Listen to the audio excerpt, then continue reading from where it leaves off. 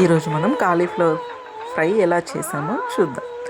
Cauliflower, పచ్చిమిర్చి, ఉల్లిగడ్డ, కొత్తిమీర, తర్వాత బాండీలో ఒక ఆయిల్ వేసి ఆవాలు, జీలకర్ర, పచ్చిమిర్చి వేసి పచ్చిమిర్చి బాగా వేగాలి, మంచిగా వేయించుకోవాలి. చాలా ఎక్కువసేపు కొంచెం మంచిగా వేగాలి అన్నట్టు. ఎందుకంటే పచ్చిమిర్చితోనే, ఇంకా కారం అనేది అసలు వాడము, ఓన్లీ పచ్చిమిర్చితోనే వేస్తాం కాబట్టి. అలాగే ఇక పచ్చిమిర్చి వేగాక కాస్త పక్కకు అనేసి ఉల్లిగడ్డ కూడా కొంచెం ఫ్రై చేయాలి. ఎందుకంటే మరీ ఎక్కువగా పచ్చిమిర్చి కూడా యాడ్ చేస్తే అది మొత్తం మాడిపోద్ది. అందుకని ఉల్లిగడ్డ కూడా ఫ్రై చేసుకొని ఆ తర్వాత రెండు మిక్స్ చేసి అందులో కొత్తిమీర యాడ్ చేసి అది కూడా బాగా ఫ్రై చేసుకోవాలి.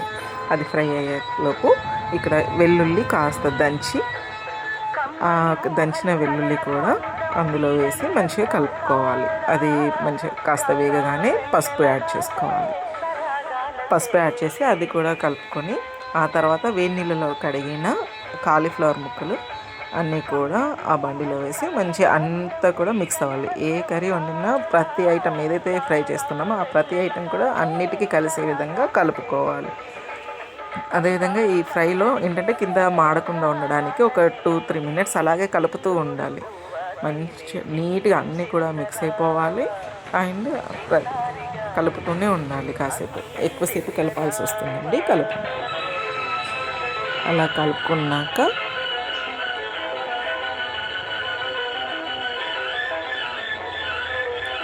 మూత పెట్టుకొని ఒక 4 మినిట్స్ అలాగే ఉంచేసి ఆ తర్వాత ప్లేట్ తీసి అందులో సరిపడినంత ఉప్పు వేసి మళ్ళీ అది కూడా మిక్స్ చేసుకోవాలి. అది కూడా కాస్త ఎక్కువ టైం, అంటే ఒక 2 మినిట్స్ అలా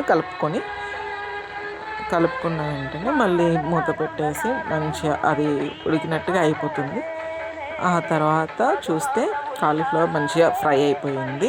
దాంట్లో కాస్త అది బాగా కలుపుకొని ఆ తర్వాత ధనియాల పొడి కూడా వేసి మంచిగా ఒక 1 మినిట్ వరకు అలా కలిపేసుకొని అది మంచిగా కలిసాక ఇప్పుడు కొత్తిమీర గార్నిష్ కోసం అంతే అది వేసేసుకొని ఇంకా స్టవ్ ఆఫ్ చేసుకుంటే కాలీఫ్లవర్ ఫ్రై రెడీ అయిపోయినట్టే.